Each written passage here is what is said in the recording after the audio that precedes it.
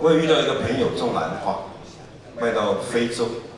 我说你确定非洲很多黑人家里吃饭跟家里面需要放兰花吗？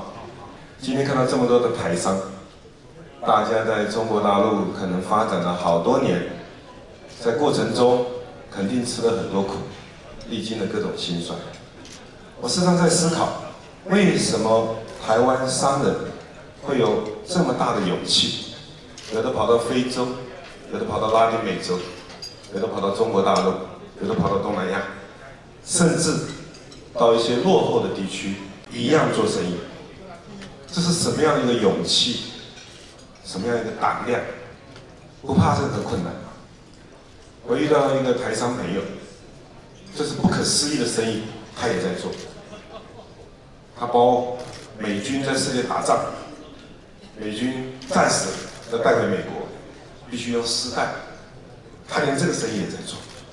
可是没有麻，所以这个工厂必须设在阿富汗跟巴基斯坦，用那边的麻来接订单。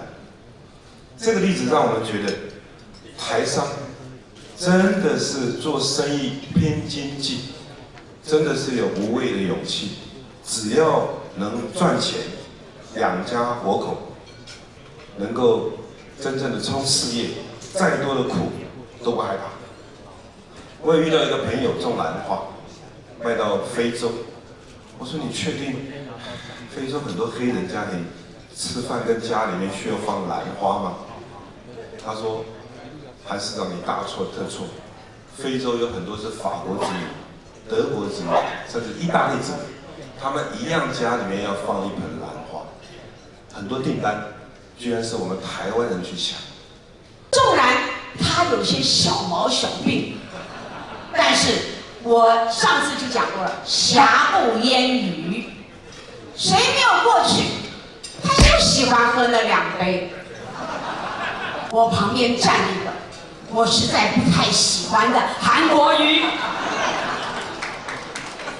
他实在很烦呢，每次讲话我们提心吊胆，可惜让我们听得很爽。这个人很奇怪，可是我必须跟大家说，制度很重要，谁破坏制度，谁就是罪人。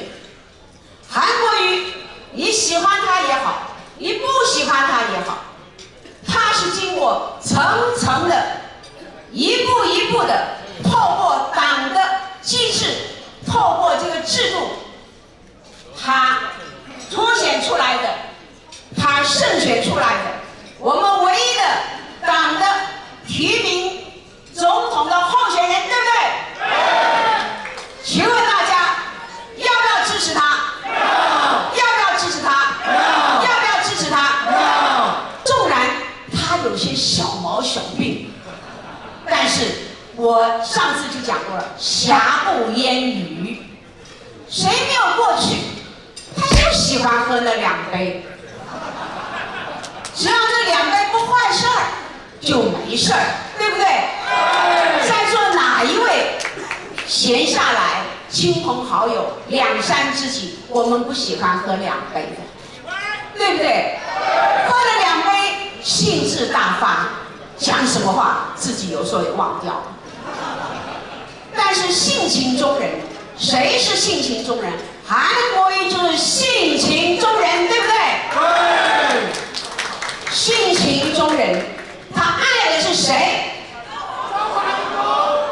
他爱的是李嘉芬，讲错了，他爱的是李嘉芬，可他更爱中华民国。就凭这点，要不要投票给他？要不要团结一致？要不要努力？要不要争气？就看大家，每一张选票握在我们的手中。不是为韩国瑜，是为我们社会的安定。我刚才特别讲，是让大家能够安心，是让两岸能够和谐，是让我们国家有未来，让我们下一代有希望，他能够